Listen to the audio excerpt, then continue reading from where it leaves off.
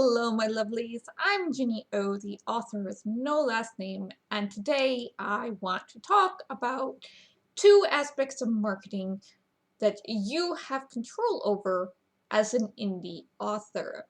Now, in November and December, Reads with Rachel was doing some surveys on her social media and then doing videos about the results about things like what makes readers buy books and what makes readers trust reviews. Now, we've kind of touched on the what makes readers trust reviews, but I want to touch today about what you, as an indie author, control about your marketing.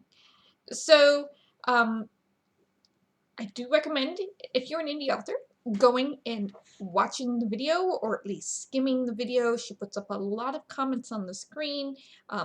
My favorite way to watch those really long videos like that, sorry, is I'll turn on the closed captions, turn off the volume, and like use the back 5 seconds back and forth button on YouTube.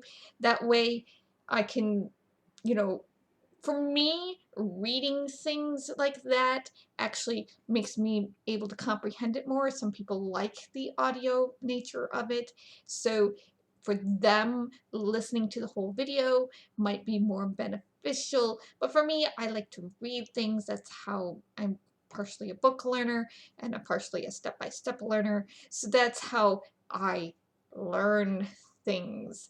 And it's not that I don't like watching videos, but sometimes if I'm just listening to something in audio, it doesn't necessarily stick in my head as it would if I read it on the screen. But strongly recommend watching or at least skimming the video. I'll leave a link in the description below.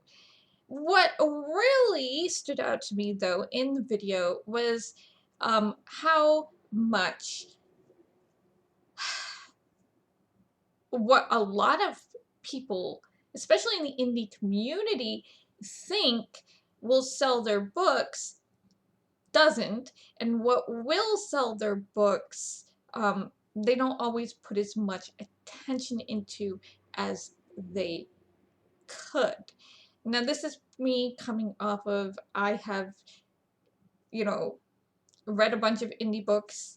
I still have a wish list full of indie books where I just kind of go through it every once in a while, see if the prices have dropped to 0, and click buy if they have. And if they haven't, they just kind of sit there until I get around to, oh, I have some spare money. Maybe I can throw some at an indie author type of thing, because it's, very hard to find indie authors in your local library or even in your local library system. I just went to look for Michael R. Miller's books, Dragon books, and not in my 33 library system. And I'm like, huh, and I was looking at it and I went, who published these? It turns out he's part of a vanity kind of indie publishing book group, vanity publishing group that publishes mostly fantasy and lit RPGs type stuff. And I'm like, that explains it. Even if his books are really great, they're still not going to show up in my local library unless I ask my librarian to buy them. And I'm just, I've got the recommendation of one person in my, group that's like, oh, these are really, really good, but I still need to take the time to do the read more before I ask, Fran or somebody over in the bigger library to buy them and be like, so I can read them. Or, have a spare $20 laying around and go, oh, I want to support this author today. Of course, if I had a spare $20 lying around, I'd definitely be, doing a review video on them, okay? If you don't like The Fourth Ring, try this guy instead. But what really stood out to me was readers rely on two things to sell the book to them. Well, three. But the third one, you, in general, don't have any control over. So the two things that they rely a lot on are the cover and the back blurb. So this part of the book and this part of the book are going to convince them to read this part of the book.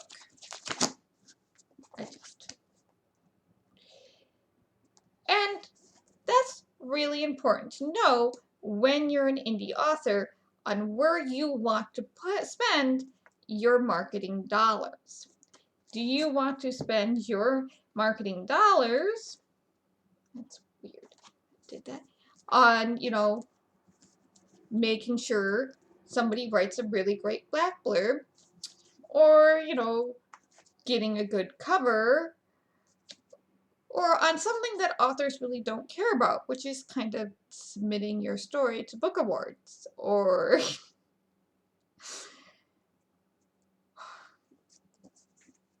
they don't care about book awards, they don't care about, getting enough sold to be a US Today bestseller or a New York Times bestseller. They care about the pretty picture and your summary. And the third thing that they care about is word of mouth. Have people that they know read the book and like the book. Unfortunately, as an indie author, that is one of the things that you have absolutely no control over, pretty much.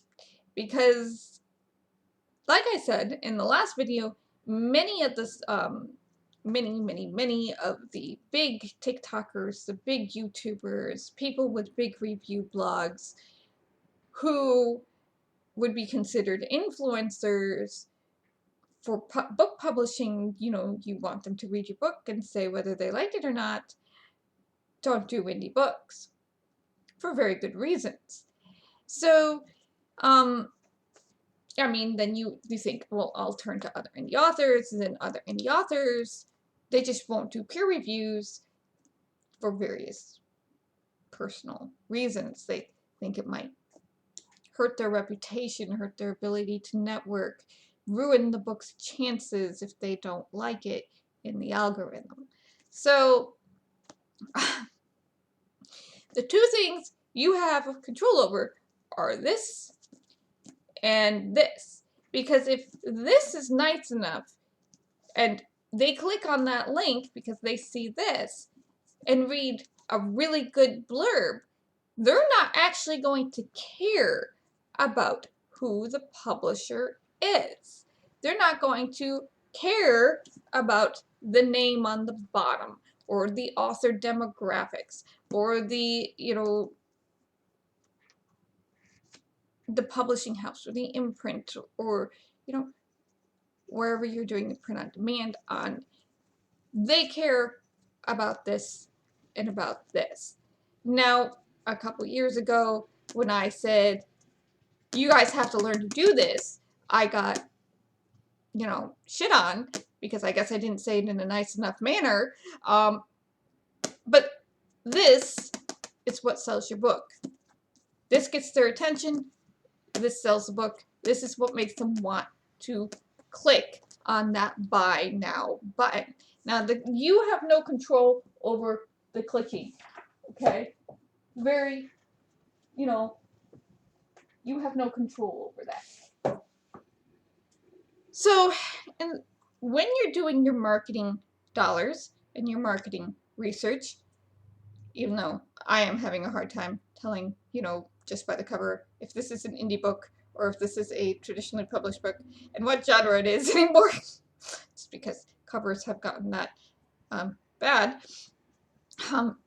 You might want to think about spending more of your marketing money on A, your book cover, and B, if you are not confident writing your blurb, hiring somebody to write it for you.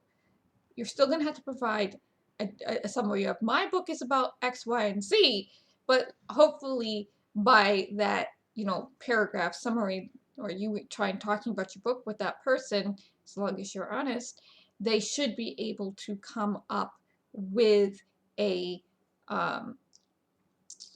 good blurb for you, something that will hook people in. Now, I know the big thing right now is trope type marketing. It's Harry Potter meets Percy Jackson type marketing, um, and things like that. I know that's very big.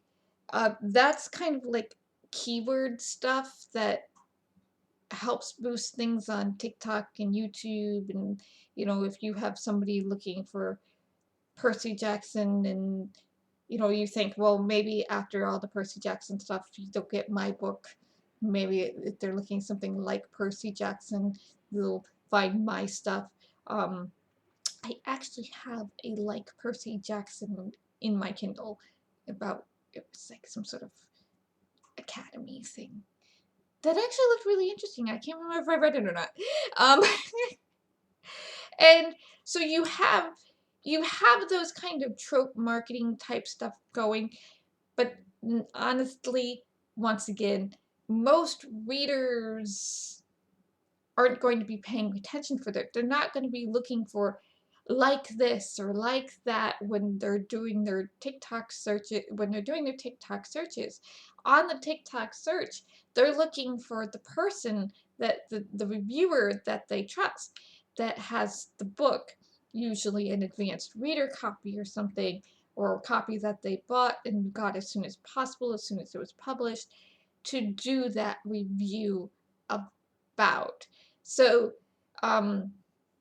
sometimes I think having those, it's like Harry Potter meets whatever at college, is useful if you're trying to describe something really short in under a minute, but it's not necessarily the marketing tool that is going to convince the reader to buy the book. Um, Once again, 99% I think of awards are rather useless.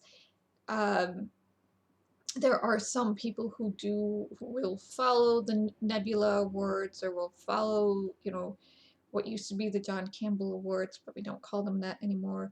Uh, they'll follow the Hugos and stuff like that, but most of them aren't going to base their reading choices on whether or not the book has gotten an award.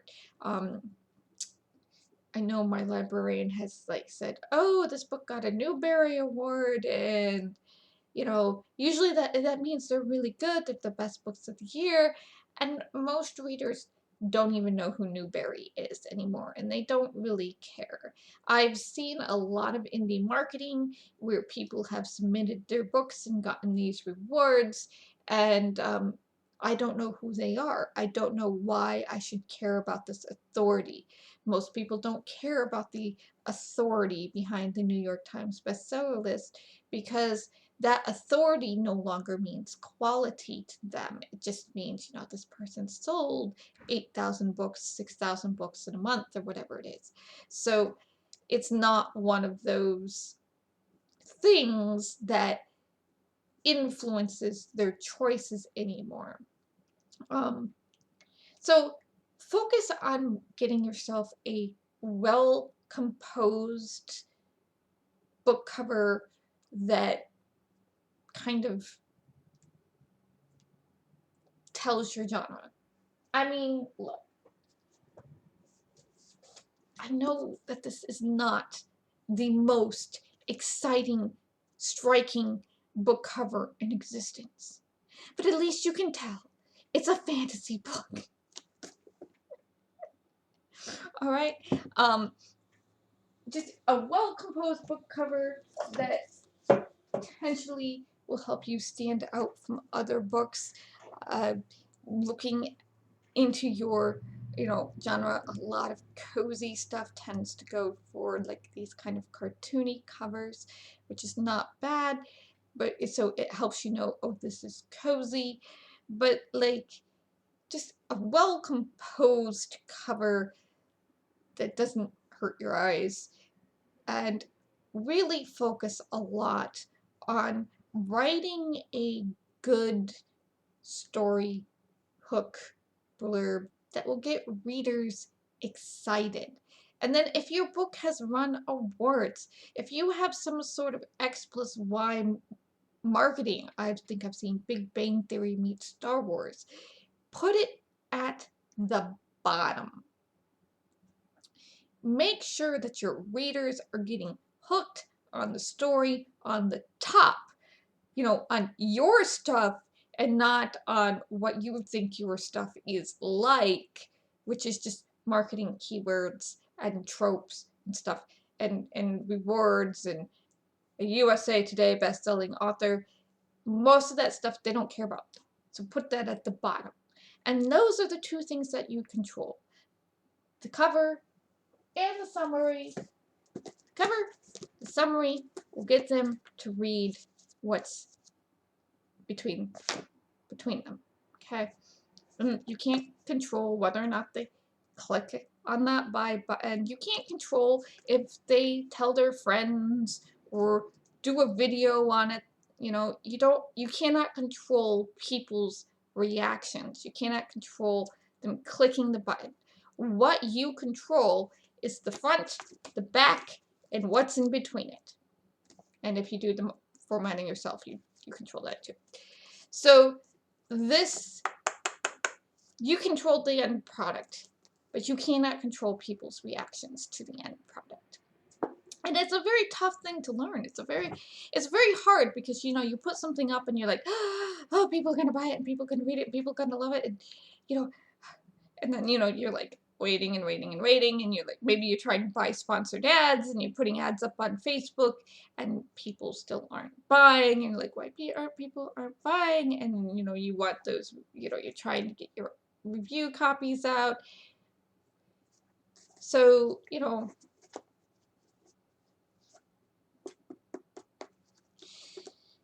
can't control the word of mouth. Word of mouth is kind of just one of those things that oftentimes involves a lot of luck.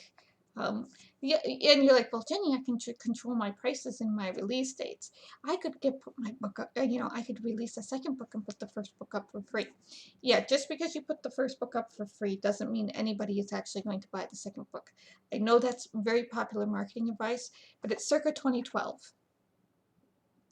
I'm going to tell you right now, on every single kind of customer survey, customer response I've seen, they'll just go on to the next free book because there are hundreds, if not thousands, of free books in free and 99-cent books out there.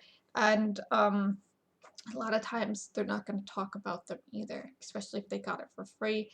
It's just, entertainment, a few minutes entertainment. They're not even going to leave you a review. It's tough. So yes, you can control your release dates. And on Amazon, that is almost required, and every 3 months if you want to keep yourself up in that type of sphere of people seeing your name over and over, and you can control your pricing. Yes, that may get people to buy your books, but you don't want to underprice, but you don't want to overprice at the same time. I try to keep my prices at general market levels. And you can control your social media, but you got to remember, a lot of readers out there don't want to feel like they're being sold a product when they come to your social media. They don't want to see your book ad every single day type of thing. They don't want that. They don't want to feel like they're being sold to. So a lot of them will just kind of not buy your book out of petty spite. That's the unfortunate truth of the matter. If you're running an author social media, it might be better if you're, talking about your cats and then be like, every once in a while go, oh, I wrote a book. Like I said, do little funny little skits, do continue whatever you were doing on social media that brought you attention in the first place, and then be like, oh, right, and I wrote